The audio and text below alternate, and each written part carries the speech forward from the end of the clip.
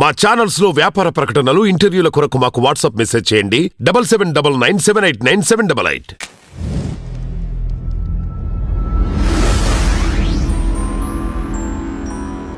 Hello Roshan, ఎలా ఉన్నావు? బాగున్నాను. మీరు బిజీగా ఉన్నావా? కొంచెం ఏదో అలా.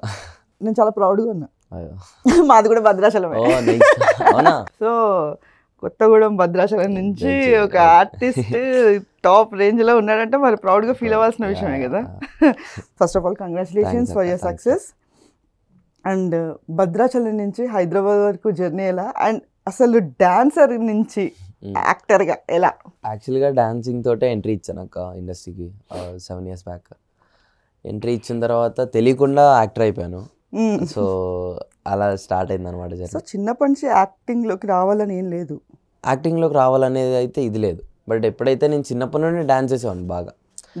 కొరియోగ్రాఫర్ అవ్వాలని డాన్సే ఎక్కువగా, అంటే చిన్నప్పుడు కదా. సో ఎక్కువగా డాన్స్ బాగా చేయాలనే ఇది ఉండే.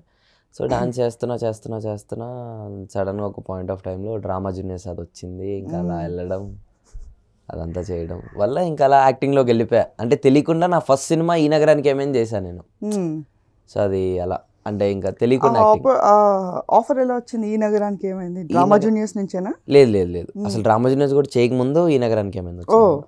సో ఈ నగరానికి ఏమైంది ఎలా వచ్చిందంటే, నేను ఎప్పుడైతే డాన్సర్గా కొన్ని ఫిల్మ్స్ చేశాను. యాక్చువల్లీ 2-3 ఫిల్మ్స్ చేసినట్టున్నాను. ఏ మూవీస్ అవి? తుంటరి అని నారా రోహిత్ అన్నతో ఒకటి, బాబుభాస్కర్ మాస్టర్ అంటే నన్ను డీలో చూసి దాని నుండి మాస్టర్ దీనికి పిలిపించారు. అలా చేశాను. మరి ఎలా ఈ నగరానికి ఏమైంది నుండి కాల్ వచ్చిందో తెలియదు కానీ మొత్తానికి రామానాయుడు స్టూడియోకి రమ్మన్నారు. వెళ్ళాను. ఇలాగే కూర్చున్నారు తరుణన్న, తరుణ్ భాస్కర్. ఎలా మాట్లాడినో తెలీదు, మా సార్ చెప్పింది నేను విన్నాను, చేశాను, అంతే. అలా సెలెక్ట్ అయిపోయాను. సో యాక్టింగ్లోకి వెళ్ళాలని కానీ యాక్టింగ్కి సంబంధించి ట్రైనింగ్లు ఏం లేవు? ఏం లేవు. తర్వాత డ్రామా జూనియర్స్కి వెళ్ళిన తర్వాత అక్కడ ట్రైన్ అయ్యాను అనమాట ఎక్కువగా, స్కిట్స్ అవి చేయడం వల్ల. కానీ నార్మల్గా అయితే అసలు ఏం లేదు. సో ఈ నగరానికి ఏమైంది తర్వాత? అంటే ఒక ఆఫర్ అంటే జనరల్గా ఫ్లూక్లో వచ్చిందని అనుకోవచ్చు, బట్ తర్వాత కూడా టాప్ మోస్ట్ మూవీస్ ఉన్నాయి. అసలు మిషన్ ఇంపాసిబుల్, రీసెంట్లీ విరూపాక్ష. అసలు ఆ విరూపాక్షలో క్యారెక్టర్ బాబోయ్, అది ఎలా అసలు? అది అంటే అక్క ఎప్పుడైతే ఇవన్నీ మూవీస్ చేసుకుంటున్నానో, ఈ నగరానికి ఏమైందిలో బాగా చేయడం వల్ల విశ్వక్సేన్ అన్న ఫలక్నామా దాస్లోకి తీసుకున్నాడు. అంటే బాగా చేశాను, బాగా అనిపించి అతనికి, అన్నయ్యకి తీసుకున్నాడు ఫలక్నామా దాస్లోకి. దాంట్లో తీసుకున్నాడు. బట్ ఈ ఇన్ గ్యాప్లో చిన్న ఫిల్మ్స్ చేసుకుంటూనే ఉన్నాను అనమాట. ఎప్పుడైతే డ్రామా జూనియర్స్ ఇవన్నీ వచ్చాయో ఇక్కడ నుండి నా జర్నీ ఇంకా కొంచెం, అంటే ఒక్కొక్క స్టెప్ ఎక్కుకుంటూ ఉన్న టైప్లో వచ్చింది. ఇంకా పెరిగాయి కొంచెం అలా. సో పెరుగుకుంటూ ఇంకా పెద్ద సినిమాలు రావడం కూడా స్టార్ట్ అయింది. ఇంకా అలా విరూపాక్ష వచ్చింది, మిషన్ ఇంపాసిబుల్ వచ్చింది, ఇంకా ఇదంతా. మిషన్ ఇంపాసిబుల్ వర్క్ చేసినప్పుడు ఎలా అనిపించింది? అంటే అది ఒక మెయిన్ ఇది కదా. సో అంటే ఈ నగరానికి ఏమైంది ఫలక్నామా దాస్తో కంపేర్ చేస్తే మిషన్ ఇంపాసిబుల్ అనేది కొంచెం రెస్పాన్సిబిలిటీ ఉన్న క్యారెక్టర్. సో అది ఎలా ఉంది? అంటే చాలా కొత్తగా, అంటే అది అసలు ఆ ఆడిషన్కి వెళ్ళినప్పుడు అసలు నేను ఇంత పెద్ద క్యారెక్టర్ సెలెక్ట్ అవుతున్నాను కూడా తెలియదు. ఆ సినిమా అంత పెద్దది ఓన్లీ కిడ్స్ మీద అని కూడా నాకు తెలియదు. ఆడిషన్ ఇచ్చాను, తర్వాత స్క్రిప్ట్ ఇచ్చి స్టోరీ అంతా మాట్లాడుతుంటే అసలు ఏం అర్థం కాలేదు. అమ్మా ఏంటిది అని. అంటే అదొక కొత్త ఎక్స్పీరియన్స్ అక్క. అంటే అది ఎలా చెప్తాం ఇంకా, అంటే ఈ ఏజ్లో అలాంటి క్యారెక్టర్స్ రావడం అనేది నా లక్ అనుకోవచ్చు. ఇంకా ఓకే. సో స్టడీస్ ఉన్నాయా లేకపోతే ఆగిపోయాయా? లేదు, స్టడీస్. ఓకే. ఏం చదివా? ఇంటర్ సెకండ్ ఇయర్కి అసలు. ఓకే. సో అంటే జనరల్గా ఏ పేరెంట్స్కైనా కూడా మా పిల్లలు చదువుకోవాలి, టాప్ మోస్ట్లోకి వెళ్ళాలి అని అనుకుంటారు. సో మీ పేరెంట్స్ రియాక్షన్ ఏంటి ఈ జర్నీకి? అంటే చిన్నప్పుడు చదువుకుంటూ ఇది చేసేవాడిని అక్క. ఎప్పుడైతే ఈ ఫీల్డ్లోకి వచ్చానో నాకేది ఇష్టమైతే వాళ్ళు అదే ఎంకరేజ్ చేసేవాళ్ళు బాగా. సో వాళ్ళు ఎంకరేజ్ చేయడం వల్లే నేను ఈ స్టేజ్లో ఉన్నాను. వాళ్ళ బ్లెస్సింగ్స్. అవునక్క. అండ్ నిన్ను చూసి వాళ్ళు ఎలా ఫీల్ అవుతుంది? చాలా హ్యాపీ ఆబ్వియస్గా. ఎందుకంటే అసలు ఎక్స్పెక్ట్ చేయని సినిమాలు, ఎక్స్పెక్ట్ చేయకుండా అన్నీ కంటిన్యూస్గా రావడం, ఇంకా అదే కష్టపడుకుంటూ కంటిన్యూగా చేస్తున్నా కాబట్టి వాళ్ళకి కొంచెం కష్టపడే టైంలో కొంచెం బాధ అనిపించింది. ఎప్పుడైతే సక్సెస్ నేను చూస్తారో వాళ్ళకి చాలా హ్యాపీ అనిపిస్తుంది. ఆబ్వియస్లీ మీరు హ్యాపీగా ఉంటే పేరెంట్స్ ఆబ్వియస్లీ హ్యాపీగా ఉంటారు. అవును. ఓకే. సో విరూపాక్ష లో అంటే మామూలు క్యారెక్టర్స్ చేయడం వేరు. విరూపాక్ష వచ్చేటప్పటికి స్కేరీ అండ్ కొంచెం ఛాలెంజింగ్ క్యారెక్టర్ విరూపాక్షలో. అసలు బ్లాక్ మ్యాజిక్ చేయడము అది అసలు ఆ క్యారెక్టర్ గురించి కానీ ఆ స్టోరీ చెప్పినప్పుడు ఏమనిపించింది అక్క? విరూపాక్ష అనేది చాలా మందిని ఫిల్టర్ చేశారంట. సేమ్ మిషన్ ఇంపాసిబుల్ కానీ, సలార్ కానీ, విరూపాక్ష కానీ ఇవన్నీ కూడా అంతే. చాలా మందిని ఫిల్టర్ చేసిన తర్వాత కొంతమందిని ఫైనలైజ్ చేశారు విరూపాక్షకి. చేసిన తర్వాత అందులో ఒక 5 మెంబర్స్ని ఉంచారు. 5 or 3 మెంబర్స్ అనుకుంటా. ఆ 3 మెంబర్స్ని కార్తీక్ అన్న క్యాబిన్లోకి తీసుకెళ్ళి ఇది ఇలా కావాలి, నాకేం అవసరం లేదు, ఆ సినిమాలో చూస్తే మీ అమ్మ నాన్నని చంపేస్తారు ఊరోళ్ళు వెళ్ళిపోతూ ఉంటారు, నువ్వు ఈ కిటికీలోని చూస్తూ ఉంటావు, మీ ఇల్లంతా కాలిపోతూ ఉంటుంది అన్న టైప్లో చెప్పారు. చెప్తే ఓకే అన్న టైప్లో అనుకొని ఆ రియాక్షన్సే కావాలి నాకు, ఏం డైలాగ్స్ ఏం వద్దని అన్నారు. ఓకే సరే అన్న అనుకొని అందరికీ పైన తీసుకెళ్ళి ఆడిషన్ చేయించారు. ఒక్కొక్కళ్ళు ఒకలా చేశారు, నేను ఒకలా చేశాను. సో అన్నయ్యకి మరి ఏం నచ్చిందో తెలియదు. సో యాక్షన్స్ చేయమన్నారు కానీ డైలాగ్స్ అని ఏం చెప్పలే కదా, సో అదే చేశారు కదా. అంతే. సో నార్మల్ గానే చేశాను. ఓకే, దెన్ అదే అన్నయ్యకి ఏం నచ్చింది. సో ఆ విరూపాక్షలో ఫస్ట్ ఆ సీన్ చేసేటప్పుడు మీకు ఏమంటే అసలు ఫస్ట్ సీన్ ఏంటి దాంట్లో? విరూపాక్ష ఫస్ట్ సీన్ అదే మాస్టర్ని ఇలా తిప్పి దగ్గర గుంజి ఇలా అదే ఫస్ట్ సీన్. ఇప్పుడు చేయగలుగుతారు అట్లా ఆ కళ్ళు అలా పెట్టి? ఓకే,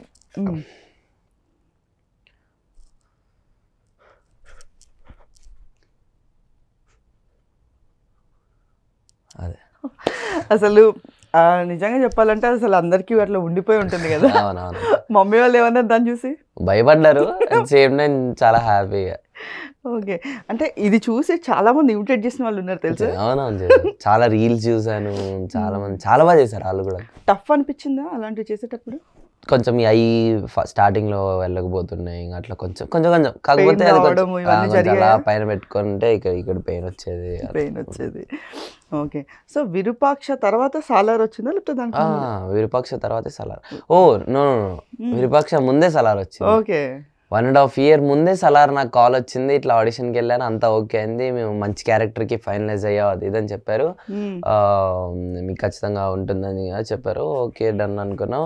కట్ చేస్తే 1.5 year తర్వాత కాల్ వచ్చింది సలార్ అని. ఇది ఎప్పుడు మనం ఇచ్చావు, ఏంటి సలార్ వచ్చింది అంటే ఇచ్చింది కూడా గుర్తులేదు అసలు. 1.5 year కదా. సో ఈ మధ్యలో ఎన్నో సినిమాలు చేసుకుంటే ఎన్నో ఆడిషన్. సో మనం ఎప్పుడు ఇచ్చాం సలార్ తర్వాత గుర్తొచ్చింది, అరే మనకి మురళి అన్న కాల్ చేశాడు ఏడి అన్నారు. కానీ ఇంకా అలా షూట్కి వెళ్ళడం జరిగింది సలార్. సో లైఫ్ కెరియర్ చూసుకుంటే అటు ఫలక్నామా దాస్ అది కూడా కొంచెం మాస్, విశ్వక్సేన్ గారు, అండ్ ఇక్కడ చూసుకుంటే మన చిరంజీవి గారి ఇది మన ఎవరు సాయి ధర్మ తేజ్ గారు వాళ్ళ ఫ్యామిలీ నుంచి, అండ్ మిషన్ ఇంపాసిబుల్ చేసినప్పుడు కూడా మీకు చిరంజీవి గారు కాంప్లిమెంట్స్ ఇచ్చారు. అండ్ ఎలా అనిపించింది ఇట్లా చిరంజీవి గారితో మాట్లాడినప్పుడు, అసలు ఆయన పొగిడినప్పుడు? How you felt? నా లైఫ్లో మెమరబుల్ మూమెంట్ ఏదైనా ఉందంటే అదే అక్క. ఎందుకంటే మెగాస్టార్ గారిని కలవడం చాలా పెద్ద డ్రీమ్. అలాంటిది ఆయన నా గురించి మాట్లాడడం, చెప్పడం, డాన్స్ చేసి ఆయన ముందు సార్ ముందు సార్ దాని గురించి చెప్పడం, అసలు అదంతా కల్లా అయిపోయింది అక్క. అది ఇంకా నా లైఫ్లో బెస్ట్. ఇంకేదైనా మూమెంట్ ఇన్ని రోజుల నుండి ఏం సాధించారా అని ఒకసారి ఆలోచిస్తే ఆయన దగ్గర నుండి అది ఇంకా కొన్ని ఫిలిమ్స్, మెయిన్ అయితే చిరు సార్దే ఉంటుంది అక్క. మన ఇండస్ట్రీలో సాధారణంగా డాన్సర్ అంటే మనకి ఫస్ట్ గుర్తొచ్చేది మెగాస్టార్ గారే. ఆయన ముందు నువ్వు పర్ఫామ్ చేసావు, సో దానికి ఆయన కామెంట్ కూడా చేశారు. So that was the memorable moment చాలా అసలు. ఎందుకంటే మళ్ళీ పైకి వచ్చిన తర్వాత జోక్ కూడా వేశారు సార్, నువ్వు ఇంత బాగా వేసావు, మళ్ళీ నీలా నన్ను ఏమంటే అంత బాగా వేస్తానో లేదో తెలియదు రా అన్న టైప్లో వేశారు. సో అదే టైంలో క్లిక్ చేసిన పిక్చర్ నా దగ్గర ఉందన్నమాట. ఇంకా అవన్నీ మెమొరబుల్, ఇంకా అవన్నీ గోల్డెన్. సో సాలార్ వచ్చేటప్పటికి అది అసలు ఒక డిఫరెంట్ గెటప్. అది అసలు ఇప్పుడు మిమ్మల్ని చూసి ఇట్లా అయ్యాను నేను. అసలు ఆ జుట్టు మొత్తం ఇట్లా పెట్టి, ఆ నోస్ రింగ్ పెట్టి కేతు, అదేంటి అసలు ఆ క్యారెక్టర్ ఎలా వచ్చింది, ఎలా అనిపించింది చెప్తూ ఉంటే? అంటే ఆ క్యారెక్టర్ నాకు చెప్పిన తర్వాత కార్లో, అంటే ముందే కాల్లో చెప్పారు ఇలా ఉంటుంది అనేసి. తర్వాత కార్లో రామోజీ ఫిల్మ్ సిటీ వెళ్ళే దారిలోనే స్క్రిప్ట్ ఇచ్చాడు నాకు ప్రకాష్ అన్న.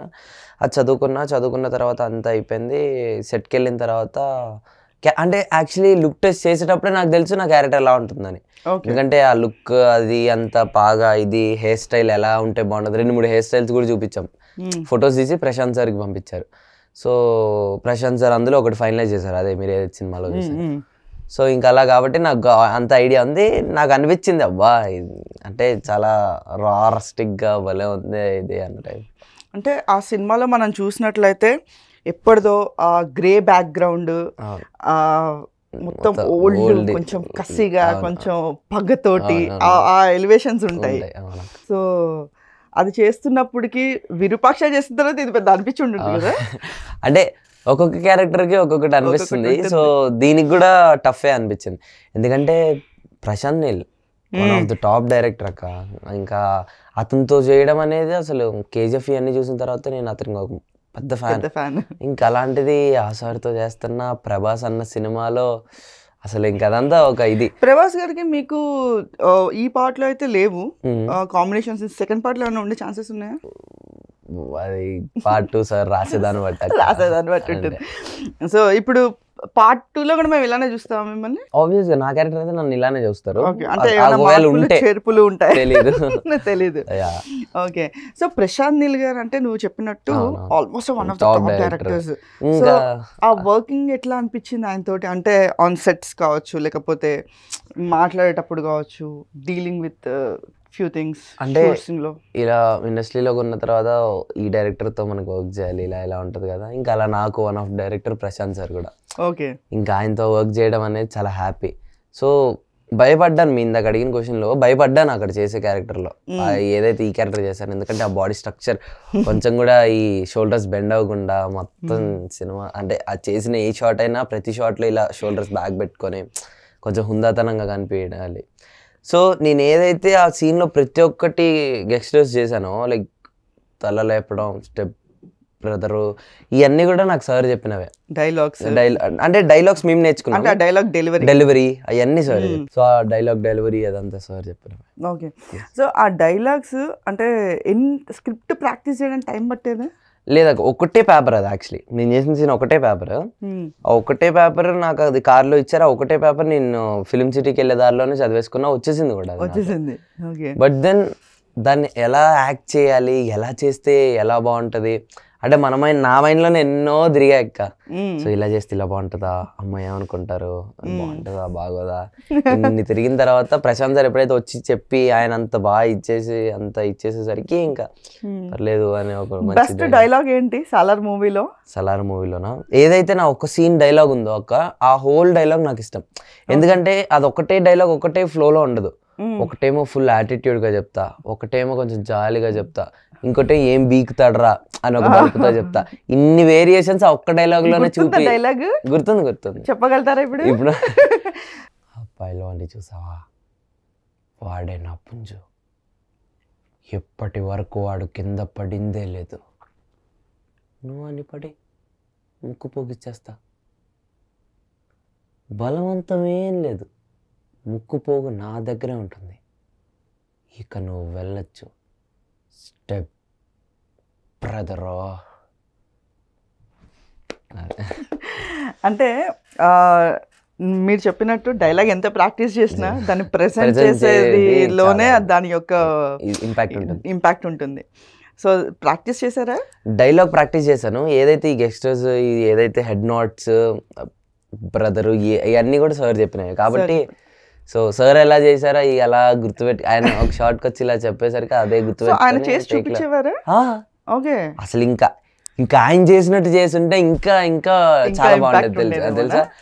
సార్ చెప్పే డైలాగ్స్ లో ఈ చీక్ ఉంది కదక్క, ఈ చీక్ వైబ్రేట్ అవుతా ఉంటది ఆయన చెప్పేటప్పుడు. ఆయన ఇంకా వచ్చేది అంటే ఇంకంత చేసేంత నాకు ఇంకా అంటే రాలేదు కాబట్టి అంటే ది బెస్ట్ ఇచ్చాను.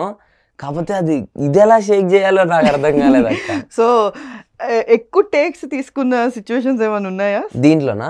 దీంట్లో ఎక్కువ టేక్స్ ఏం లేవు. సార్ ఏదైతే చెప్తున్నారో దాంట్లో చిన్న చిన్న మిస్టేక్స్ అంటే సార్ చూసేదాన్ని బట్టి ఇంకొకటి ఏదో అందులో ఇంకేదో చేయొచ్చు అనేసి మళ్ళీ వచ్చి చెప్పడం అలా టేక్స్ అయ్యాయి. కానీ ఓకే. వేరేలా ఏం కాదు. అంటే డిఫరెంట్ వేరియేషన్స్ చూసి ఇది ఫైనలైజ్ చేద్దాము, ఇంకొంచెం బెటర్గా చేయొచ్చు, అట్లా ఏమైనా చేశారు అంతే? ఇంకొంచెం బెటర్ అంటే సార్కే అనిపించింది. ఫస్ట్ టైం చేసినప్పుడు ఒకలా చేసాం, సెకండ్ టైం ఇంకో బెటర్మెంట్, ఇంకోసారి ఇంకో బెటర్మెంట్ అలా చేసాం. So at the end of the day satisfy అయ్యారు కాబట్టి మూవీ పట్టుకోవచ్చు. అవునవును. బట్ కాకపోతే మనకు ఉంటుంది కదా, సార్ చెప్పినట్టే మనం ఎందుకు చేయలేము. సార్ చెప్తుంటే చీక్స్ ఇలా వైబ్రేట్ అవ్వుకుంటూ వచ్చింది. స్టెప్ బ్రదర్ అన్నప్పుడు కానీ వేరే అప్పుడు కానీ ఇదంతా అమ్మో చేయడం చాలా కష్టం. కాకపోతే అది ఎలా నేర్చుకోవాలి సార్. ఓకే. సో ఇప్పుడు ప్రభాస్ గారితో మీకు సీన్స్ లేవు కానీ సెట్స్ లో ఉన్నప్పుడు లేదు అసలు ఆయనకి మీకు ఏం లేదు. ఎందుకంటే ప్రభాస్ అన్నది 60 days ఎన్నో డేస్ అయిపోయింది అనేది షూట్ అనేది ఎప్పుడో అయిపోయింది. మాది మొన్న నవంబర్ లో అయింది. నాకు జరిగింది కూడా 2 days actually. Okay. Yeah, but impact was 2 decades వరకు. ఓకే. సో ఇప్పుడు part 2 స్టార్ట్ అయిందా? అప్పుడే ఇంకా లేదు, ఇంకా చాలా టైం ఉంది. సో దానికి సంబంధించి కాల్స్ కానీ లేకపోతే స్టోరీ టెల్లింగ్ లేదు అప్పుడే కాదు కదా, ప్రీ ప్రొడక్షన్ కూడా ఏం జరగలేదు? లేదు అసలు ఏం అవ్వాలి. ఓకే. ఎందుకంటే ప్రశాంత్ సార్ది మళ్ళీ 31 ఉంది కదా, ఎన్టీఆర్ 31 ఉంది. అవును. ఓకే. సో ఇప్పుడు నెక్స్ట్ ఏమైనా ప్రాజెక్ట్స్ వచ్చాయా సల్లర్ తర్వాత? అంటే కొన్ని ఇంతకు ముందు ఉన్నాయే, అండ్ దెన్ ఇప్పుడు అంటే కాల్స్ వచ్చాయి. ఓకే. ఎవరెవరితో వర్క్ చేస్తున్నారు ఇప్పుడు? చేస్తున్నాం మంచిగా. చెప్పకూడదా? అంటే స్టార్ట్ అయ్యాయి మరి అయితే చెప్పచ్చు. సరిపోదా శనివారం అదొకటి, బచ్చల మళ్ళీ ఒకటి, దెన్ ఫ్యామిలీ స్టార్ ఒకటి, ఇవన్నీ కూడా సూపర్ ప్రాజెక్ట్స్. అసలు మంచి బ్యానర్స్ లో మంచి ప్రాజెక్ట్స్ చేస్తున్నారు. సో డ్రీమ్ హీరో ఎవరైనా ఉన్నారా వీళ్ళతో నేను వర్క్ చెయ్యాలి అని చెప్పేసి? అంటే Prashanth Neel is one of the director తో వర్క్ చేయాలి అని అనుకున్నారు. సో అలా డైరెక్టర్స్ ఉన్నారు, యాక్టర్స్ ఉన్నారు, అలా ఒక్కళ్ళే అన్న టైప్ లో ఏం లేదు. బట్ చిరు సార్ తో కూడా స్క్రీన్ పవన్ కళ్యాణ్ ఎవరు ఫేవరెట్ హీరో? అందరు ఫేవరెట్ అక్క. ఎలా అంటే ఎలా ఒక్కొక్కరి దగ్గర నుండి ఒక్కొక్కటి గ్రాప్ చేసుకుంటా, కొత్త సినిమాలు వస్తూ ఉండే కొద్దీ ఒక్కొక్కరికి ఫ్యాన్ అవుతూ ఉంటా. ఓకే. సో ఇప్పుడు హీరోస్ లో ఫేవరెట్ అడిగాను కానీ హీరోయిన్స్ లో మాత్రం క్రష్ అడగాల అంతే. సో ఎవరు క్రష్ ఉన్నారా? అనుపమ పరమేశ్వరన్. ఓ అనుపమ. సో మరి తనతో వర్క్ చేయాలని అనుకోవట్లేదా? వర్క్ చేయాలని అనుకుంటున్నాను, కాకపోతే ఒకవేళ వర్క్ చేస్తే తమ్ముడు క్యారెక్టర్ అలా క్యారెక్టర్ ఇస్తారో అని భయం వేస్తుంది. ఓకే. సో అందుకే వర్క్ చేయట్లేదా? సో ఎప్పుడు రాలేదు ఇప్పటి వరకు. ఓకే. సో ఫ్యూచర్ లో అనుపమ పరమేశ్వర్ గారితో కనుక వస్తే మాత్రం తమ్ముడు క్యారెక్టర్ ఇవ్వకండి. ఓకే. సో క్రష్ అనుపమ గారు? క్రష్. కలవలేదు ఇప్పుడు దాకా? ఎప్పటి వరకు కలవాలి. ఇప్పుడు కలిస్తే ఇంకా పరిస్థితి ఏంటి? కలిస్తే యాక్టింగ్ చేయరేమో ఇంకా అసలు. కలుస్తా అంటే అలా చూస్తూ అంతేనా? ఓకే. సో ఈ జర్నీలో what was the best moment? Chiru సార్తో కాకుండా అది ఇందాక ఆల్రెడీ చెప్పేసుకున్నాం కదా.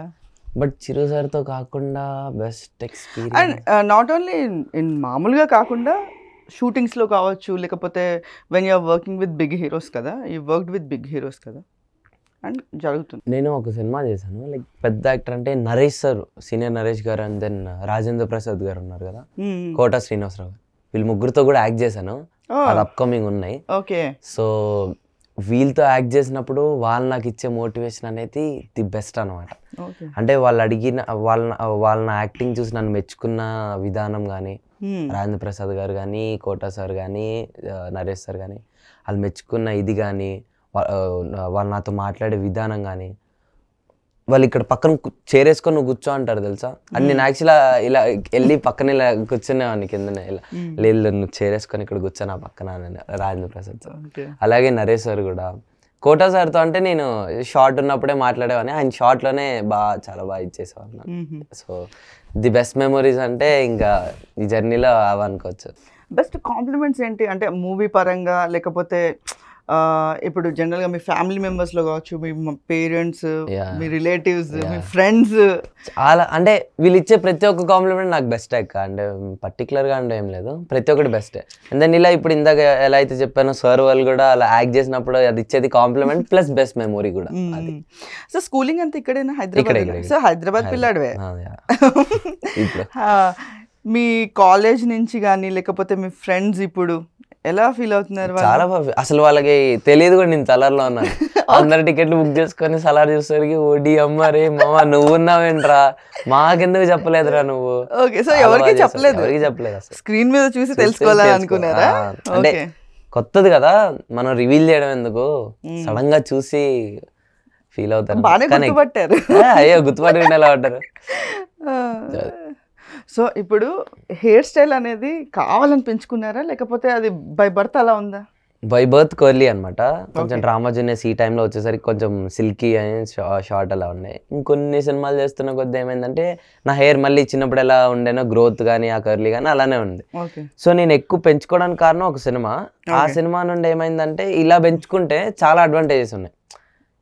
ఎలా అంటే అలా మోల్డ్ చేసుకోవచ్చు. ఇప్పుడు చిన్నగా ఉంటే దాన్ని ఎలా మోల్డ్ చేసుకోలేము. అది పెద్దగా ఉందనుకోండి ఇప్పుడు సలార్లో మనం చేసిన వెనకాల చేసుకోవచ్చు, లేదా దీన్నే స్ట్రైక్ చేసుకొని సైడ్కి ఇది చేసుకోవచ్చు, లేదా మొత్తం ఆయిల్ పెట్టేసి అలాంటి క్యారెక్టర్ అంటే వెనక్కి పెట్టేయచ్చు. సో చాలా అడ్వాంటేజెస్. ఓకే, సో ఇన్ని అడ్వాంటేజెస్ ఉన్నాయి కదా. ఇప్పుడు మీకు వచ్చే అప్కమింగ్ మూవీస్లో ఎవరైనా అసలు హెయిర్ తీసేయాలంటే అప్పుడు ఏం చేస్తారు? అంటే తీసేయమని అయితే ఎవరు చెప్పరు.